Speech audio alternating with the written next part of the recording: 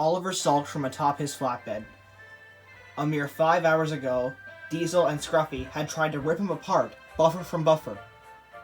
However, because of the trains running that day, he had to be left in the siding at Knapford before being taken to the works. Oh, he winced in pain. Will I ever be better?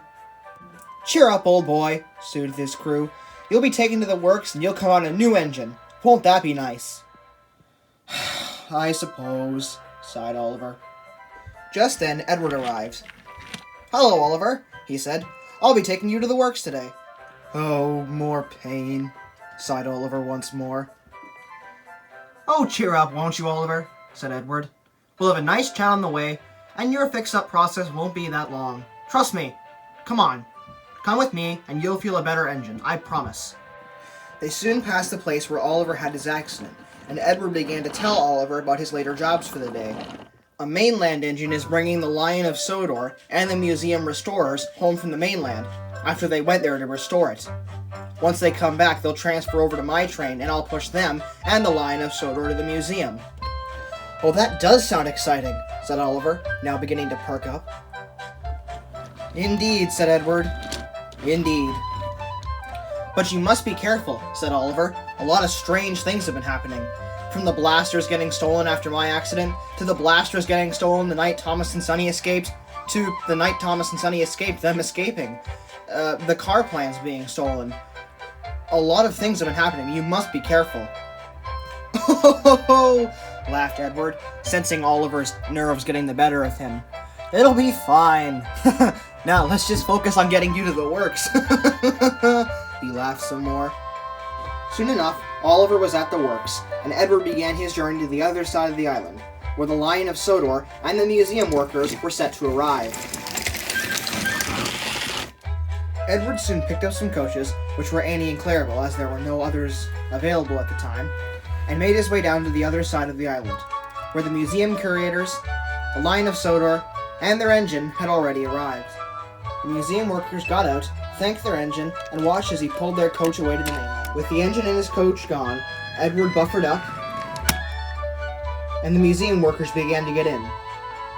And after a few minutes, the blow of a guard's whistle and the wave of his flag, Edward was off, with his train and the Lion of Sodor.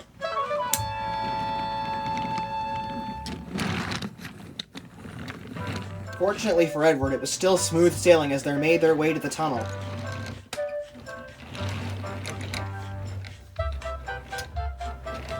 And as they made their way to McColl's farms, the line was smooth, the signals were down, and there were no engines to interrupt them. Soon they approached the Maithwaite Bridge. We'll have to stop on top of the bridge and set our brakes completely, said Edward's driver. We don't need this getting away from us, and it's extra important. For sure, said Edward, as they made their way on top. As they reached the top of the bridge, Edward's driver brought the train to a complete stop. Edward sat peacefully waiting, humming to himself. Hum bum bum bum bum bum bum bum ba banana banana bum ba. Hey, that's a little catchy, he laughed to himself. However, just as they began to secure the first coach, there came a bump, and then a snap, and the train began to roll away. Whoever, or whatever, had caused this had gotten away unseen, for the bottom of the hill and the row of cars had obstructed their vision. What'll we do? They said. We can't let it get away. Onward, yelled Edward, and he charged after the train. He'll run out of steam soon for sure, said the driver. Well, I stoked the fire good and well. Hopefully it'll hold for as long as he needs, said the fireman. Miraculously, the train didn't come off the rails as it rounded the corner at the bottom of the bridge. And neither did Edward as he raced after it. As they chased through Knapford, Edward began to gain, but he soon realized the repercussion of leaving without his fireman. I'm getting weaker, he panted. Soon the cars were over the turntable at Tidmouth. As Edward puffed through, those around him began to cheer him on. Go, Edward, they yelled. You can do it. Steady Eddie. Clarabelle, we must do something, said Annie. Quite right. We'll try and apply our brakes. That might do something. Unfortunately, it didn't, for as the train made its way through Brenham, disaster struck. There was a small hill on the main line outside of Wellsworth, and it was just enough to get the train going back at a steady speed again. Edward was now panting and out of breath. "I can't go on, I can't go on, I can't go on," he puffed. Fortunately, a workman at Wellsworth, seeing what was going on, decided to help, and jumped in as Edward puffed by. With the fireman in his cab now shoveling coal, Edward could pick up the speed he desperately needed. Annie, Clarabelle, and the cars now speedily made their way down the line. And Edward, now picking up speed, raced close behind. Edward was now getting closer and closer, and finally, he was just close enough. The fireman then got out and coupled them as quick as he could. As they approached Farquhar Station, the fireman yelled from the side plate, "Brake, Edward, brake!" he yelled. Edward put every ounce and weight of steam he had against the cars, and he was too late. Although he had stopped any major casualties, the fireman had been thrown from the side plate with a few broken legs. The cars had been knocked off the line, and the line of Sodor was thrown to the ground. "Oh, dearie me," sighed Edward. Soon, James and Duck arrived, with the breakdown crane, the Fat Controller, and Edward's crew.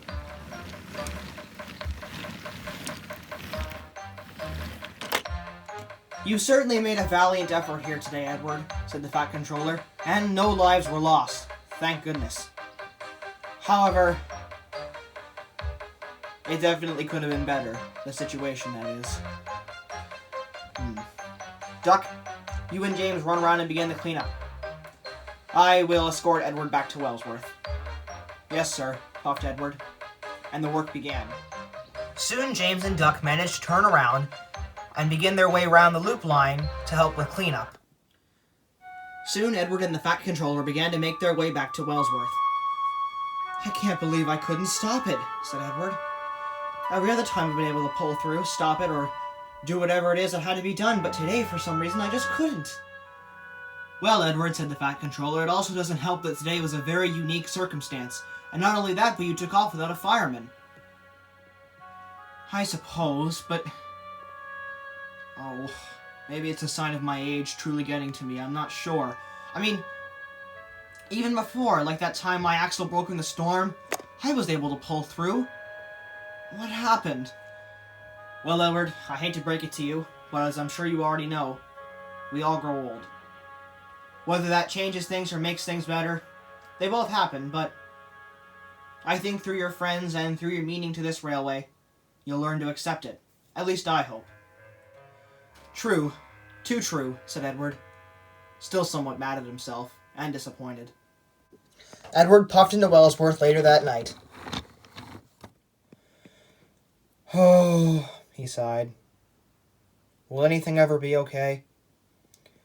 "I'm sure it will," called his crew from the cab. "It'll be fine." "I hope so," said Edward. But it wasn't, for the sun rose the next morning with terrible, terrible news. Edward's crew came to him, flailing newspapers. "Edward, look at this, look at this, look at this! The line of Sodor, it's been stolen!" "Good heavens me," said Edward. Just then, and depending on who you ask, it will be for different reasons, Edward snapped. "That's it," he boomed. "From the blasters being stolen at the bridge and the docks, to the line of Sodor being stolen, to Thomas and Sonny escaping, and the bridge being damaged, I've had enough," he said. "Skiff's been murdered, the island's all topsy-turvy, we must find out what's going on," he panted. "But what will you, and for that matter, will we do?" they said. "We'll go to Tidmouth Sheds," said Edward, "and we'll round up the greatest group of engines I've ever known. If anyone can help us now, they can." They then began to clamber into Edward. "We will find out what's going on," he said. "We must."